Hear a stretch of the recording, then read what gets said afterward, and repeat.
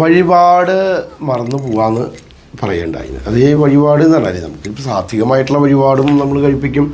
അമ്മാതിരി തന്നെ വിഷ്ണുമായ ചൊവ്വ, അമ്മാതിരി ചേക്കുട്ടിപ്പാവ, അങ്ങനെ ഒരുപാട്.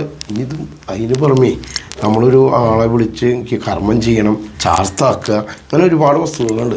ഇതൊക്കെ വഴിപാടിൻ്റെ ആ ഭാഗമായിട്ട് വരുന്നതാണ്.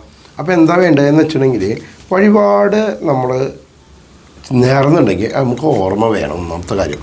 അല്ലെങ്കിൽ വല്ല പൈസ ഒഴിഞ്ഞു വെച്ചിട്ടുണ്ടെങ്കിൽ അത് കറക്റ്റായിട്ട് ഇവിടേക്ക് ഒഴിഞ്ഞു വെച്ചതെന്നുള്ള ധാരണ നമുക്ക് വേണം. അല്ലെങ്കിൽ വഴിപാട് മുടങ്ങിക്കഴിഞ്ഞാലത്തെ പ്രശ്നം എന്താ വെച്ചിട്ടുണ്ടെങ്കിൽ ഈ ദുരിതവും ദോഷങ്ങളൊക്കെ എന്തോരം തീർത്താലും തീരില്ല.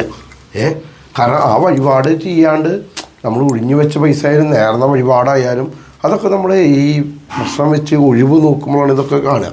ശരിക്കും പറയാൻ വെച്ചിട്ടുണ്ടെങ്കിൽ വഴിപാട് മറന്ന് പോവാനേ പാടില്ല എന്നാണ് പറയുക.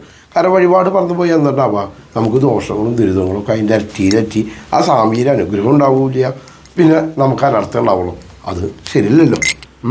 അപ്പോൾ എന്താ ചെയ്യേണ്ടത്? അപ്പോൾ വഴിപാട് നേർന്നുണ്ടെങ്കിൽ അത് ഒന്നല്ലെങ്കിൽ പൊതിഞ്ഞ് വെക്കുക, അല്ലെങ്കിൽ എഴുതി വെക്കുക, എന്താ വെച്ചാൽ ചെയ്തുകൊണ്ട് കേട്ടോ. ശരി.